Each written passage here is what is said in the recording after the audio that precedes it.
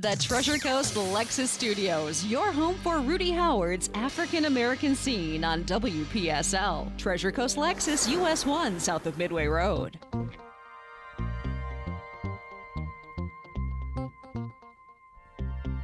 The views expressed on the following program are not necessarily those of WPSL. However, we invite you to like and share them on Facebook because it's time for the African American scene, presented each week every Wednesday night at 6:05 by Howard Insurance in Port St. Lucie and hosted by Rudy Howard. Good evening, good evening, good evening. Always glad to be with you here on a Wednesday night. We have, for those of you that didn't know, the weekend before last, I was in Houston. I was in Sugar Land, Texas. I was at a golf outing with about 40 guys. So I've been watching this with great interest because I could have been right in the middle of that whole thing. And the guy who hosted this for us, I've been calling him, and he seems to be doing okay. So, he's an attorney, and he's probably doing okay anyway. But I just thought that was kind of interesting that I was just there, and it happened like the weekend after I'm gone. So I guess the good Lord was looking out for me.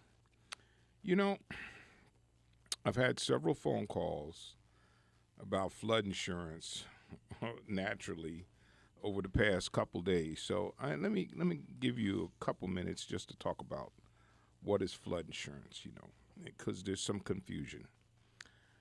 Flood insurance is not part of your homeowner's policy.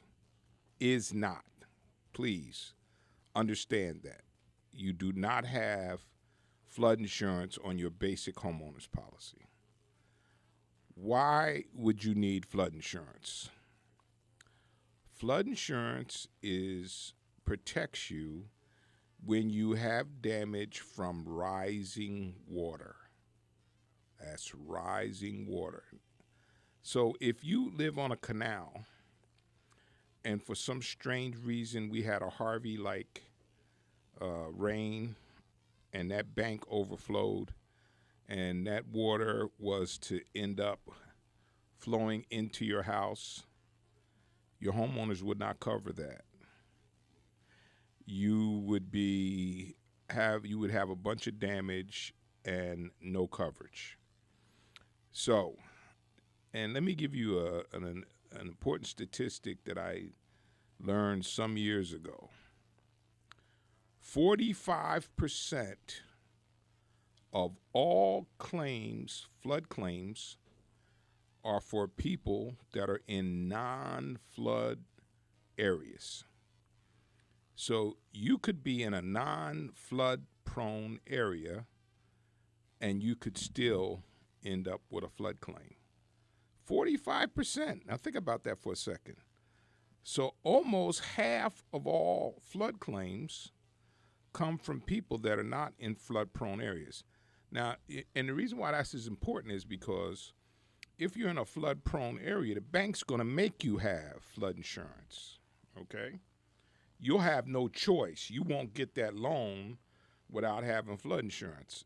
But if you're not in a flood zone area, and your agent should be able to answer that question for you, they can plug in some information and the community number, and your flood zone will come up. You can get flood insurance relatively cheap. People in the flood zone area their flood insurance will be kind of pricey, but you can get a preferred flood policy for the average house for $300 to $400 a year. So I guess the question becomes in your mind, is it worth $300 to $400?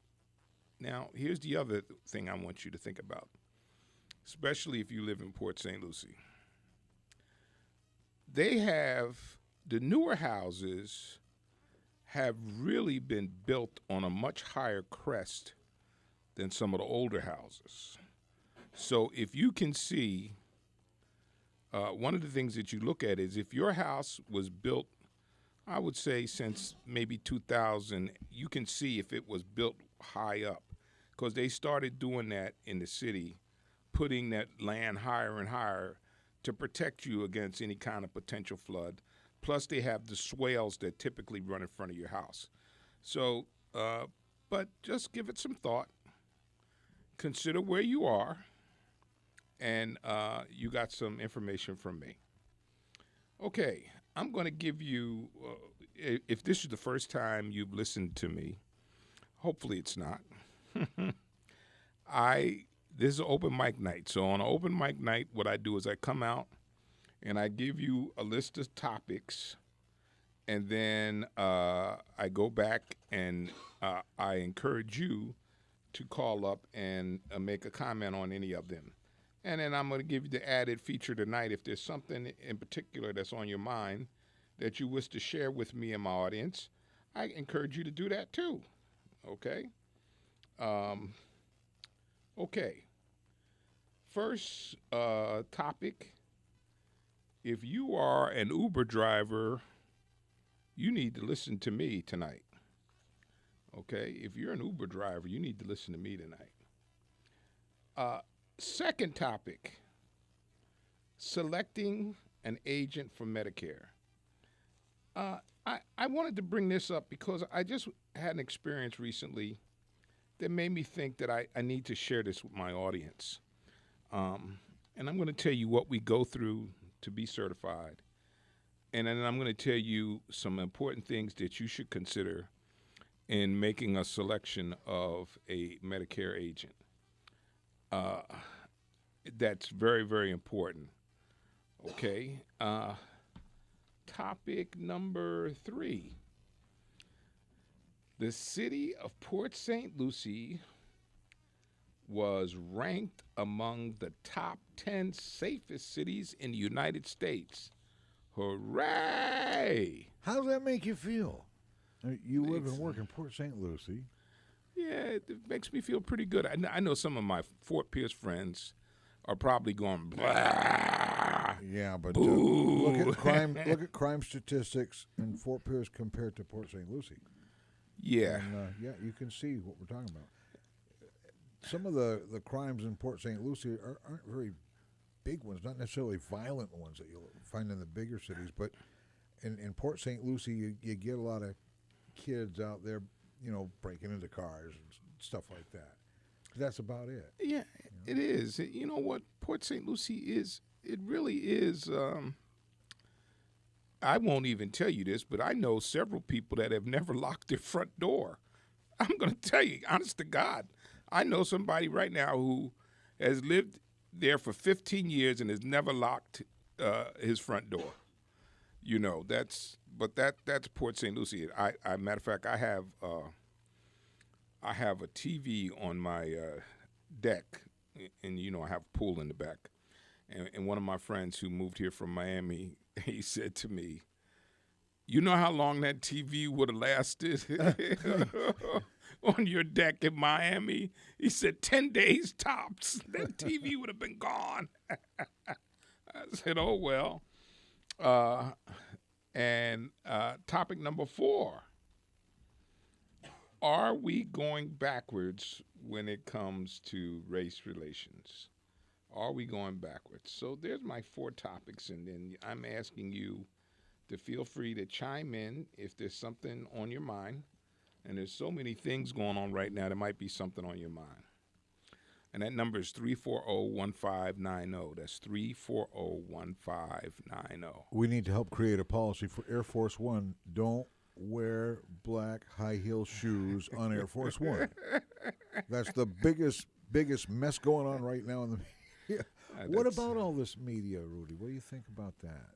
There's a lot of it. Some of it, some of it's legit, but some of it's a little kind of maybe overdone, maybe? Yes, I do. I think that they're killing him and our president, but he's brought it on himself, in my opinion. I think he's brought it on himself. You throw down the gauntlet and you start calling news reporters and TV stations fake news, the failing New York Times, the inadequate Washington Post, you start saying stuff like that. You in essence have thrown down the gauntlet. And let me show you. Let me I don't know if you remember this. The last person that did that, do you remember Gary Hart, the potential? Yes, as a matter of fact, yeah. Wasn't it an affair that brought him down? Yes, and and he said to the media, "Go ahead and prove it. Go ahead and prove that I'm having an affair." And they went out and they proved it. So when you throw down the gauntlet to the media, that's just not a very wise thing to do. But we have Jay on line 1. Yes, sir. How are you today? Okay, good afternoon, Rudy, and your co-host. Yeah. What you were just talking about, Gary. Well, look at Trump. He said that you can grab a woman in a private part, and it's no big deal. Right. But he got away with it. Yeah. All the other things he said, and just went on and on and on with him, and it just didn't matter to those folks that out there supporting him, and it just really, it just makes you try to think what's going on with humanity here, and what's going on with the human beings in North America. What's happening? It's amazing. But what I wanted to say was what he did Friday when the hurricane came down, when it approached Texas, he pardoned Joe Arpaio. He was a sheriff down there in Phoenix, Arizona. Yeah. And he did a lot. His whole thing was racial profiling. I mean, I know people. I have friends of mine and guys. It's very difficult to tell an African American from a Hispanic person if they're very light skinned. Very difficult. Yeah. And I don't know how you do it if you're, a police officer or a sheriff, and you go up and you harass somebody, ask them, for their papers. I'm an American citizen. We mean asking me for my papers. What's going on here? So that's what he was doing. He was racially profiling these people, under the grounds of immigration and doing all this. That's what he said, and that's why he had to go in court, and he was reprimanded by the judge because he wouldn't change. He said, "I did it because I'm the sheriff. Yeah, I'm the boss. I can do whatever I feel like doing. I got the badge." And you got a lot of law enforcement. I wouldn't say most, but there's a lot of them that have that kind of mindset. Because they know they have life and death in their hand, right there at their fingertip. They can do this about anything they want. If everybody cooperates with them and the union backs them up, that's So, but then that hurts the good officers and the ones that are trying to do a decent job. It makes their life kind of hard. It makes their job difficult because everybody puts them in the same bag, and that should never happen. Right. But that's what's happening. What I think why he did this pardon. I think he was testing the system, and I think if his son or Flynn or any of his other guys get arrested or get prosecuted by the special prosecutor, I think this is like a trial balloon for him. Then you can see he could pardon them. I've heard that. Maybe they feel brave about it. Maybe they feel like they don't have to, because I know the prosecutor is going to put some pressure on, especially Flynn and a couple of the others that are really were caught red-handed fooling around over there with Russia, cooperating with them. Which is, two couples were executed back in the 50s called the Rosenbergs. I think that was the name of the couple that was executed for doing some of the same thing that these characters are doing right now. Yep. So it's not something that's people kind of play it like it's not important or it's not that big of a deal, but they executed a couple for the same thing. Yeah. I don't know if people remember that, but it's not hard to find it up or look it up. Yeah, I remember. The couple were called the Rosenbergs. They lived in New York, and they were arrested for espionage. Yes, and they were collaborating with the Russians. There was recently a special on it with their two sons. But Jay, I got to go. I got calls backed up here, but thanks always for listening. Thanks a lot, man. Appreciate it. Dominic, 9-2. Yes, Dominic. Hey, I want to say just a couple of quick things. Okay. I heard you talk about Gary Hart, but let's go back a little bit further to somebody who slammed the press, and I'll tell you exactly what he said. He said a bunch of dithering nabobs of negativity. Okay. And that was Vice President Spiro Agnew, who had a few problems of his own. So it's incredibly interesting that, you laugh, you say, like, don't point. You ain't in court. Don't be pointing. So the funny thing is, the guys that usually have the most to hide or the most to try to obfuscate, I love that word, they be blaming everybody and everything. But the main reason I called you, Mr. Howard, is because about the way you try to balance this nonsense that's going on. And what I want people to look at is that white man with that little black girl up to his chest in water, and that black man with them two little white girls up to his chest in water. And all of this is nonsense. This is what the cabal does to keep us divided. As long as we're worried about who's doing what to who's saying this, who's saying that, from Civil War statues to who's straightening their hair, who's not straightening their hair, as long as we're fighting with each other, we're not paying attention to those who are looting the planet and taking every one of our dollars and keeping it for themselves. And it's simple to see, because people think that reality is just created. We create our own reality. And people who choose to see negativity, they live in negativity. So I'm watching, and thank you for the work that you do, really. It's important that the word gets out there. Because people, there's no such thing as race. There's only one species, the human species. And just because some people got dark skin, some people got light skin, it's nonsense. It's just a way, and you can back throughout history. I happen to be a history major. I know a lot about history. And there's it's funny, there's a phrase in Chinese where they say that everything under heaven belongs to us. So everybody's got this whack idea about who's in charge. You know who's in charge? The people who you're helping. If you're a giver and you're not a taker, your life will work well. If you do good things will happen. Thank you, sir. Thank you very much. If you're a giver and you're not a taker, Thank you. Thank Wow. you, sir. Thank you very much. Good Good stuff. call. Yeah. And we got Carlos on line 3. Carlos, he's been calling in every week now. Yeah, I'm your number one fan. What are you talking about? Two callers before said that he didn't know what's wrong with North America. Why did we hire or put into president a man who wanted to put his hand in a young woman's private part? But we had to weigh pros and cons. By hiring Hillary, you would have brought back a man to the White House. Not only did he put his hands in the girls' private parts, he put cigars in girls' private parts, young interns' private parts. So now I'd rather have a guy who says he wants to put it than a guy who actually did it. Because remember, hiring Hillary Clinton as president, she's not going to move into the White House by herself. She's going to bring Billy Boyd back in there.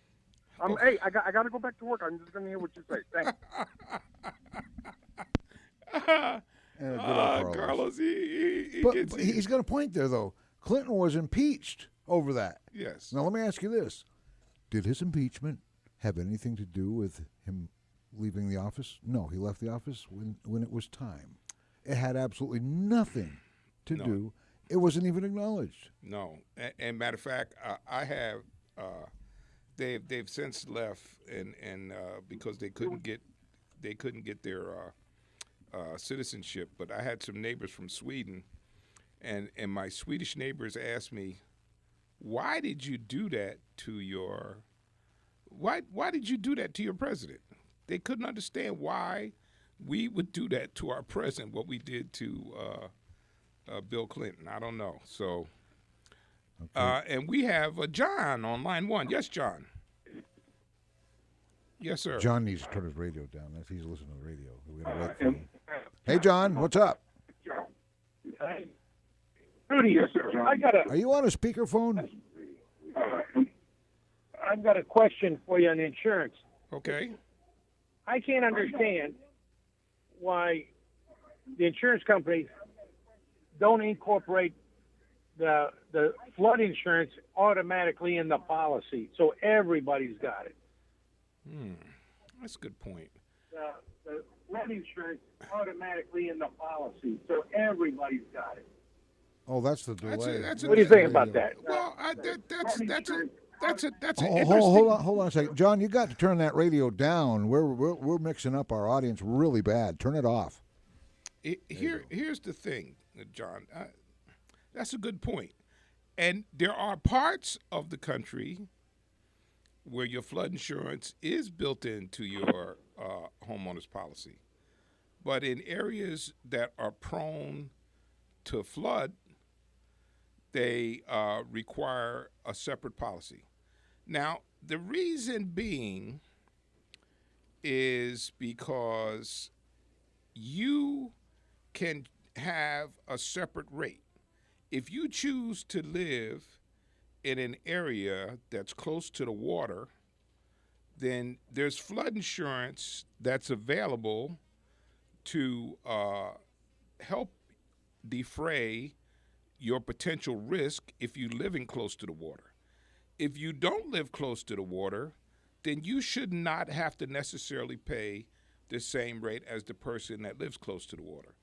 So in essence, what you have is, because there is flood insurance, it's why you have some of these high-rise towers that we have over on the island that allows people to live in nice condominiums on the beach side. Without flood insurance, then that would not be practical because the cost would be too high. But you know what? There's a point to be made for that. But like I said, there's parts of this country where your flood insurance is built into the policy. But I just gave you a little history on why it's not. No, because I'm thinking, man, if everybody in the whole country had flood insurance automatically in the insurance, instead of being $300 and $400 a year, it might be $200, we'll say average, and everybody's got flood, and they don't have to differentiate, or a agent forgot to tell someone that you want flood insurance, and then when a flood comes, the guy's not covered. Hey, John, you want to hear the bizarre thing? The bizarre thing is a lot of those people that live over there on the island in those high rises, they have no condo insurance. They spend a couple $100,000 on a beautiful condo and don't have any insurance. And I know, because after that last bad hurricane we had, I was getting deluged with requests for condominium insurance for about 3 or 4 months, and then it went away. Because if you remember, after that storm, if you went over on the island, as you were riding down the road, all you saw, you remember, Cliff, I see Cliff shaking his head. It reminded me of the snow plows and the snow piles. Yeah. It was sand on the highway from the ocean. Yeah, oh yeah. Yep, I remember that. Yep. And you saw a lot of people's personal items sitting on the edge of the walkway because it was ruined. But any event, yeah, that's something to think of. But here's the most important thing, John. To evaluate your personal risk, and if it makes sense, what's $300 to protect your property? That's not a lot to pay. No. Yeah. But anyway, well, thank you, sir, for calling and asking a question. Okay. Thank you. All right. We're going to take a little break, and I got another caller. Don't hang up. Actually, when we come back from the break, Conservative Steve will be with us. Oh, okay. All right, good. Had to plug it. It's a good part of the show. Yes, he's a good man. All right. Well, don't touch that dial, because we'll be right back with the African-American scene.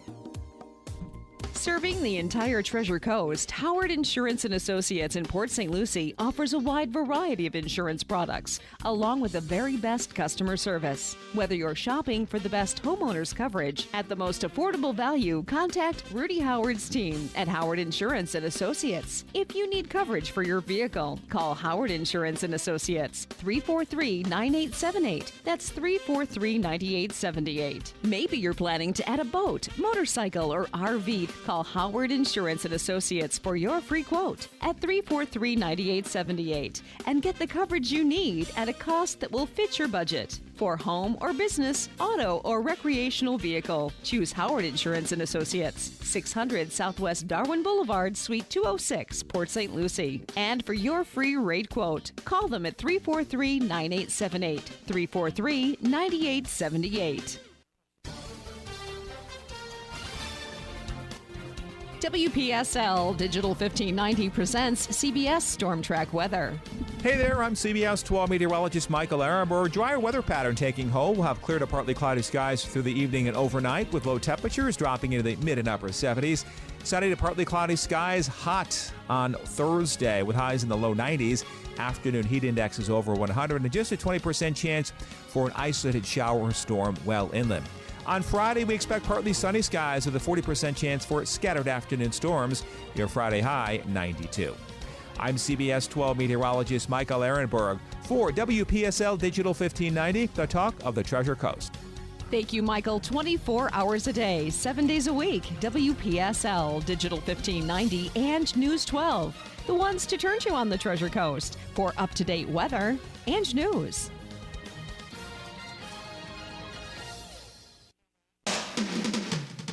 This is WPSL Port St. Lucie, the talk of the Treasure Coast.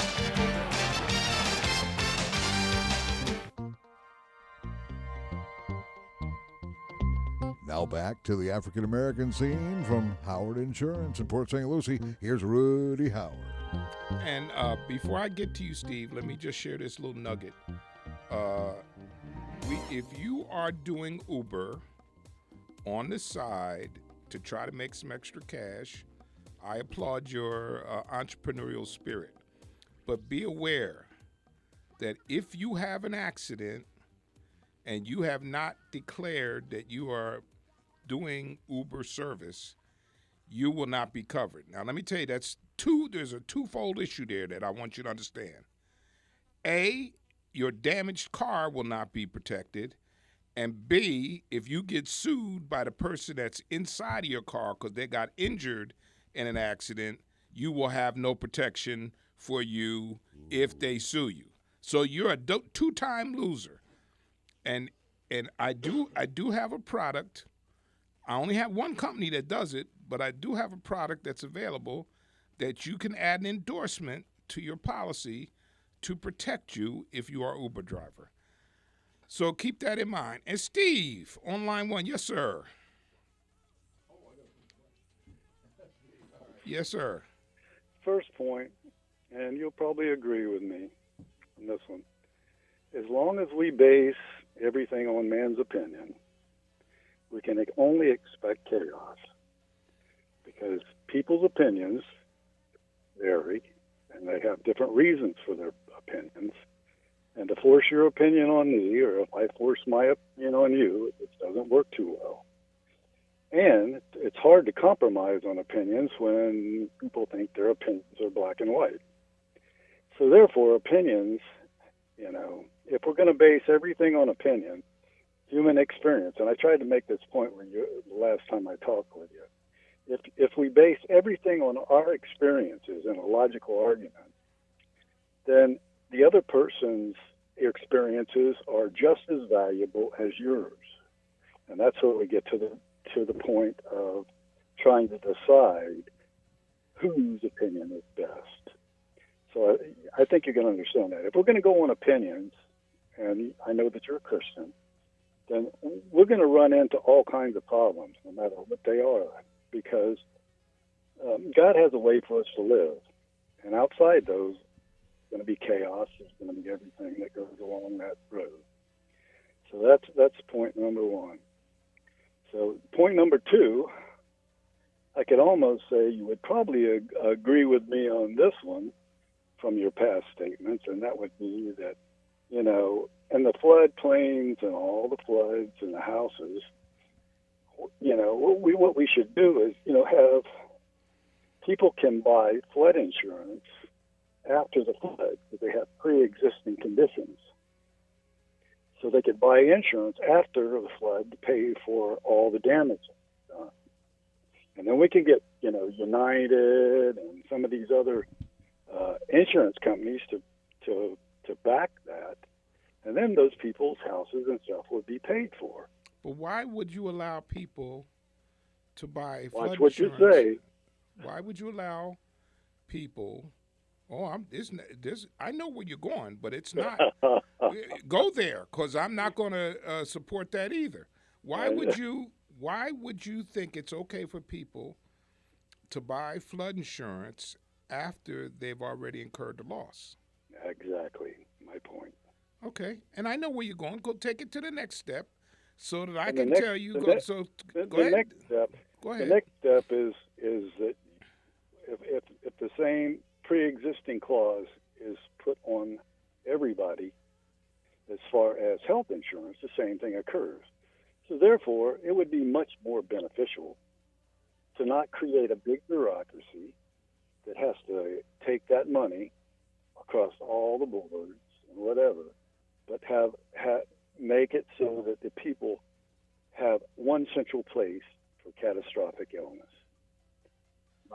Not put it on everybody, not put it across the whole scheme of things, because and in the insurance industry there is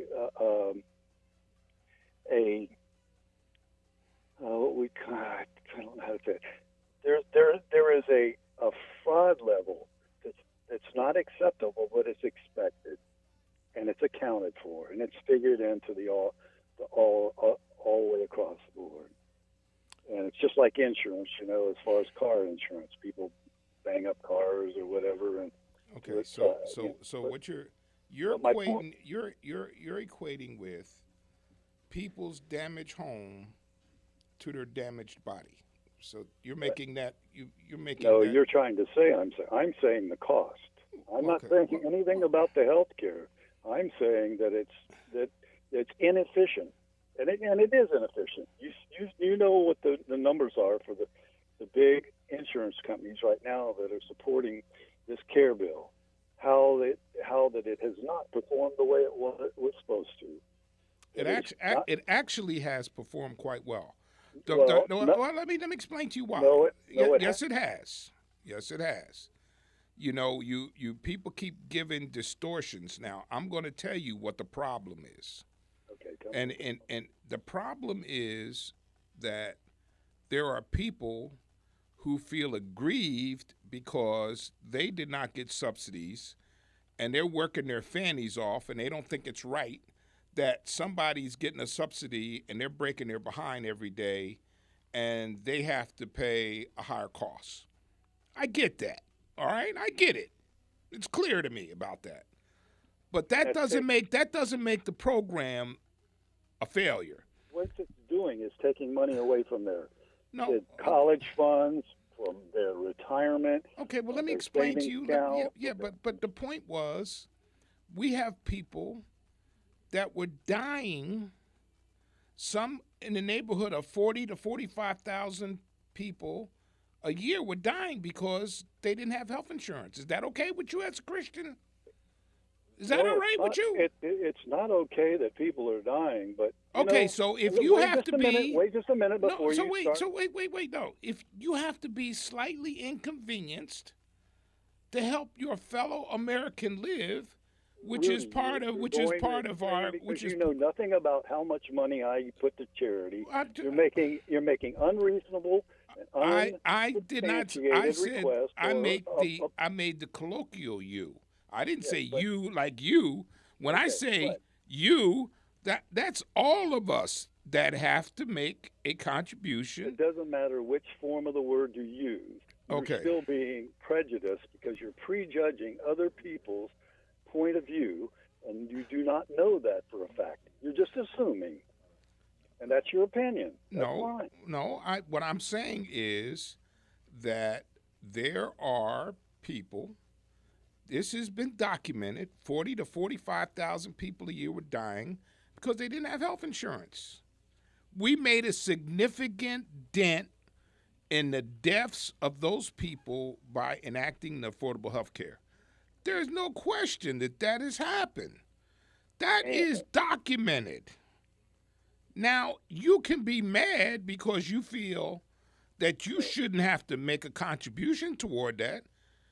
You have a right to feel that way, and I also think you have a right to feel aggrieved because you didn't get a subsidy and they didn't. I get that. Neither one of those are my points.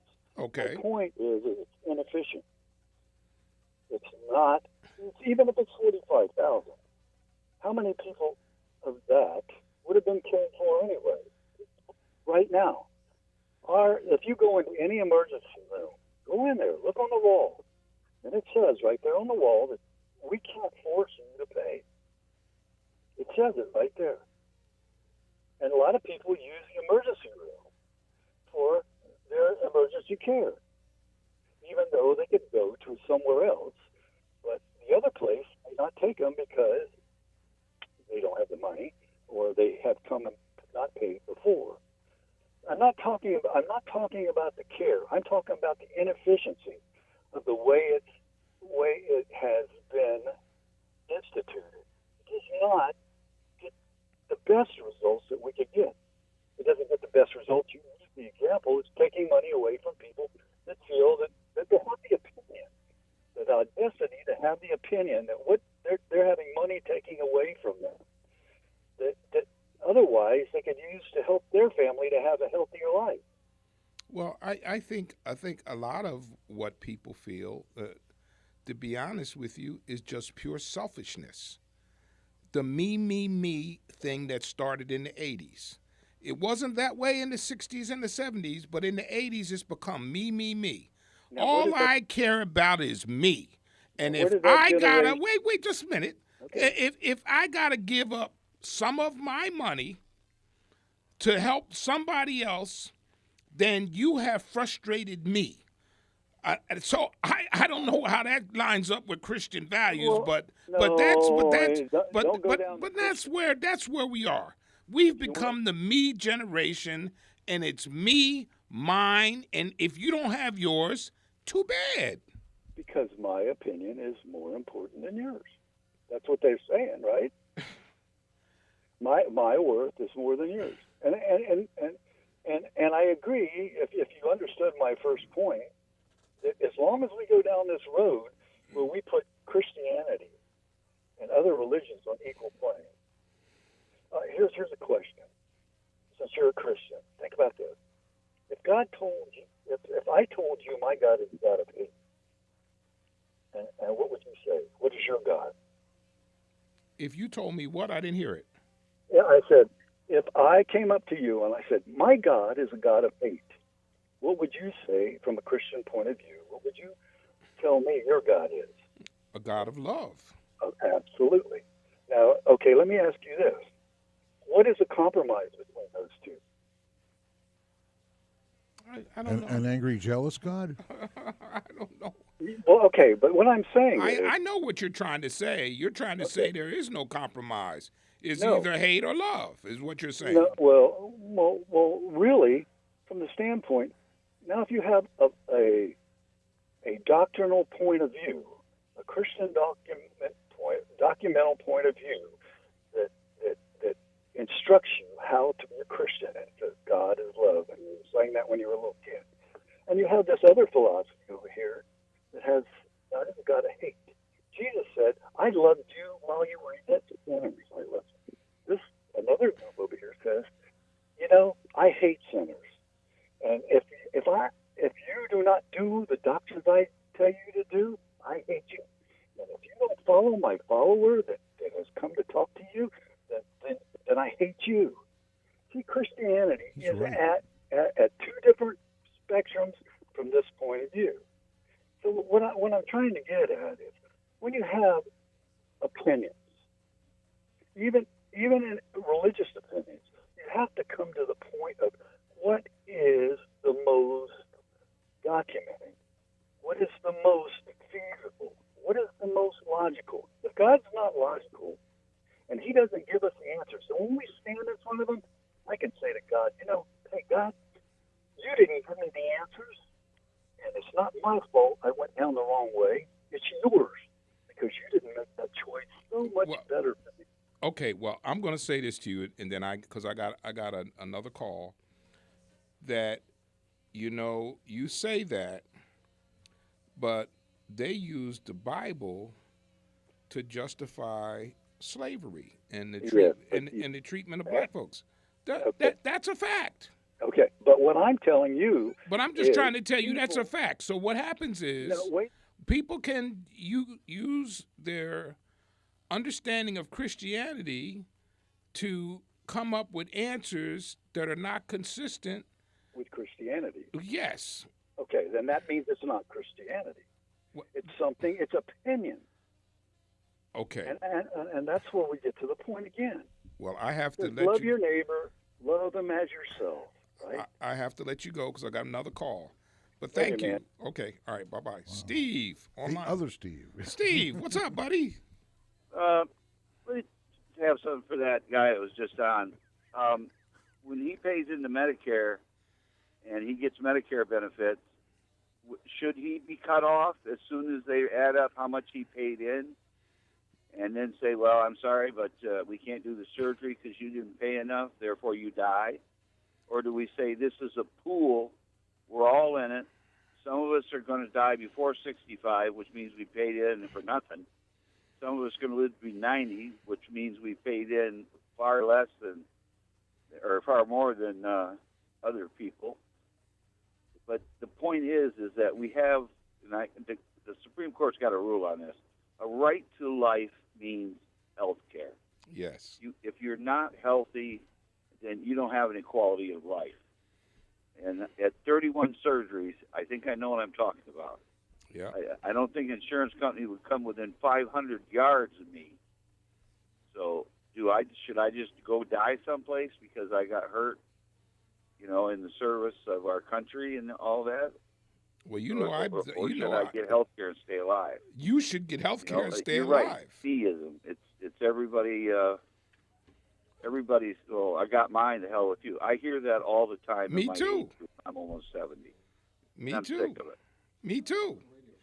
It's my fault that I got hurt. It's not the other guy's fault he got cancer. Yeah. But somebody's got to take care of him. You can't just let him die out in the street. Yeah. And if this guy thinks that that's a cool thing, well, then let him, drop his health insurance and see if he can afford to go pay out of pocket. He can. So we're supposed to be United States of America. I know. It means we help each other. I think so, Steve. It's this me thing that started in the 80s, and it's just... Yeah, meism generation. Yeah. Oh, it's just like, I got mine. I don't think I should have to help you get yours. I have coffee with old guys like me, seniors, and that's exactly their attitude. And I tell them, listen, you paid in pennies and you're getting back dollars. Now, if we did it the other way where you only got back what you paid in, most of you here would be dead. So you ought to be thankful that there's people that pay in and never use it. And you ought to be even more thankful, like a friend of mine said. He was a staunch Republican. He said, I hate Medicare, but boy, am I thank God that it's there now because I'm sick. Yeah, right. Where do we get this illusion that if somebody can't afford the health care, where do we get the illusion that I'm paying for somebody else's health care? Because it is what you're talking about, it deals with one person over the span of their lifetime. And right. if they die young, there was all that money. If they live to be 100 years old, they've overpaid. Doesn't that balance it out instead of just saying robbing from the rich and giving to the poor, so to speak? Well, what I'm saying is, like, my former wife died at 51. Mm-hmm. Well, she paid in all of her life. Yeah. But she didn't get the money back. They didn't come to us and say, well, she had benefits. We'll give them to you. But when she was sick, she did get good care because of a group, payment. But until we get rid of the meism attitude, we're going to fail. And by the way, the Affordable Care Act worked better than they thought. Oh, they don't want to admit it. That's exactly like right. Trump saying the birthers, Trump a week before the election, Obama was born in America. Yeah. They just feed you this bull droppings and over and over and over. And you watch it now. Trump's doing it right now out there going, oh, you deserve tax breaks, 15% for corporations. What he keeps forgetting is we get deductions in this country. General Electric paid zero tax last year. That's right. The NFL is by law prohibited from paying income tax. That's right. 1962. So should I go and say to the government, wait a minute, they're not paying they're getting something that I'm not getting, so I want it too. I want tax-free existence. Well, we can't all have tax-free existence. Well, or Steve, it won't work. thank you, Steve. We all have to pay in. Some of us are going to gain. Some of us are going to lose. Yeah, I got a couple callers lined up here, All Steve. right. Thank you, my friend, for being a faithful listener. And we got Ari on line 1. Yes, sir. How you doing today, Rudy? Okay. Rudy? All right. I have not a question, more of a statement. I understand, and I have no problem putting into a pool and giving sometimes more than I take out to help other people. That is the way it should be. When are we going to get a point where actually everyone's contributing? Because the government people do not contribute. And that's probably the biggest sticking point with me and a lot of people like me that, well, the government's not part of this. The government employees aren't part of this, so they don't get subject to these high rises in premiums for some and stuff like that. And there's a problem with that. That's why, unfortunately, the idiot who we have in the office right now got elected is because he spoke to us. Unfortunately, he does very little to actually do it. But the government's got to start pulling their weight right now, and they don't. They just take. And they're not efficient, and so there's a problem with that. Yeah, I don't think they're completely excluded from the process, but I'm not sure exactly how that all plays out, and I've been meaning to do more research on that, and I will, and be able to speak to you on that. But right, yeah. That's a big issue in respect to really what are they contributing, and I'm not talking about the senators and stuff like that because they got the golden plans and all that, but even all the other employees and all that are getting that because the average Joe is not making any more money. It's not getting it. There's no trickle down, and if it's a trickle down, it's really a drip. And so your premiums rise, but your buying power has gone down. So it really is an adverse effect on some of the people who've worked very hard to get ahead. Yeah. And I you know what? If you're going to tell me what I got to do, and I got to pay my money, and I got to do everything like that, well, you know what? You should be contributing too. You shouldn't be just telling me what you got to do. I want to see some skin in the game. That's a fair statement. Well, thank you, sir. I got another phone call here. You have a good day. Thank you for calling. I liked his line regarding trickle down. It's more like a drip. Right. Or I'd say a plop. And we got Guy on line 3. Yes, sir. Hey, Rudy. How you doing? Okay. Good. I just, I talked to you about a month or so ago, and I complained because Obamacare was going to bend the cost curve of medical care down. And you mentioned that you were on the board of Martin Memorial Hospital. Yes. And that it, in fact, had bent the cost curve down. And I would just love to differ with you on that. I'm very familiar with the emergency rooms at all 4 of the Martin Memorial locations. And all that we have, we don't really have any care. What we have is Medicaid. We put 11 million people on Medicaid. And so you can't really, if you come in there with your child and he has a broken arm, there is no pediatric bone man in town that will take Medicaid. So you're going to have to go to Fort Lauderdale, Miami. You're going to have to drive many miles to get any care. Yeah. So this, to make people believe that they have medical care available to them in the form of insurance, it's nothing more than Medicaid. Well, no.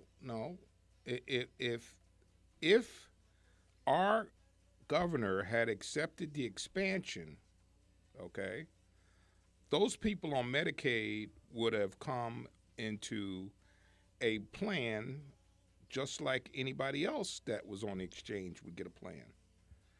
But because the governor did not accept the expansion, Medicaid, because it wouldn't be funded further down the road.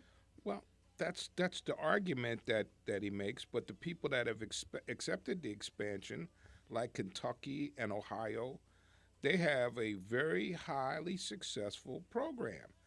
Now, that's another argument for another day. But I'm just saying to you that what's the Medicaid people fall into a black hole, to be honest with you. And I've been very frustrated at times trying to help somebody. But yet we blow smoke up their skirt constantly saying, hey, look what you got. Look over here. This is great. You've got Medicaid. But in actuality, they don't have anything. But the Democrats are buying votes with the entitlements. And, what we need to do is cure the problem. Another Ponzi scheme doesn't do us any good. When I hear these guys talk about paying in the system and all this stuff, I feel guilty. I'm 66 years old, and I feel guilty that this scheme that they came up with, we've got to get the young kids in there paying for something they have no need for so that we can keep paying the old guys. Bernie Madoff was sitting in jail for that. Okay, well that's one way to look at it. I think what we did is President Obama and his administration came up with a program that tried to address the people that did not have insurance and still tried to make it available to a free market, which most conservatives want, because you had market competition. Now, it has not always been as successful as they wanted to, but the overall program of Obamacare has been very successful. How many people lost their insurance because of Obamacare? I'm not talking about the 11 million, the 26 million, whatever, flag you happen to be waving today. How many people actually lost their insurance that were hardworking, paying their premiums, bemoaning their deductibles, those guys? When you say lost their insurance, what do you mean? I mean, they got a letter from Blue Cross Blue Shield of Florida that said we're no longer able to supply you with that plan because it's too expensive. We don't offer that in Florida. Okay, so they had to go to another plan. So I lost my plan. Well, what happened is, to be honest with you, there were some plans that were pulled off the marketplace because what the Affordable Care Act said is that if you are going to sell insurance in the United States, you have to offer a certain level of benefits. Okay? I was willing to give up my maternity benefits. Okay. I didn't think that I really had much need for them as a 66-year-old male. Okay, you got a sense of humor. That's good. But anyway, thank you, sir, because we're coming to the end of the hour. And I just want to leave my folks with a couple of things here. All right, I'll wait for an answer on the next time I call. Okay, thank you, sir.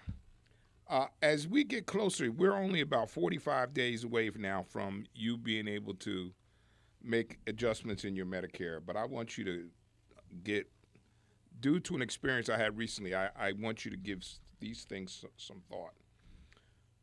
Medicare selection is very complicated. Let me explain to you what we go through to be able to sell it. I have to take a federal exam called what's called an AHIP, and I have to pass that with a 90 or better, or else I am not licensed to sell it. Then after I pass that, I have to take an individual exam for each company that I plan to represent and pass their exam. So the point that I'm going to try to make to you is this. Because of the complexity of Medicare, pick a person you trust.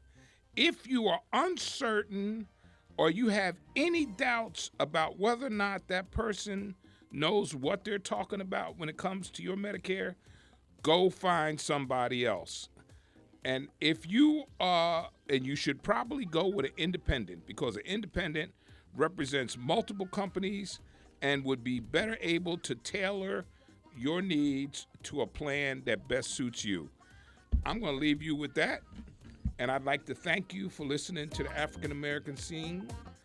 God bless and be safe, and I will see you right here next Wednesday for the African American Scene. The African American Scene, brought to you by Howard Insurance in Port St. Lucie, is heard every Wednesday evening in the 6 o'clock hour on WPSL Port St. Lucie, the talk of the Treasure Coast.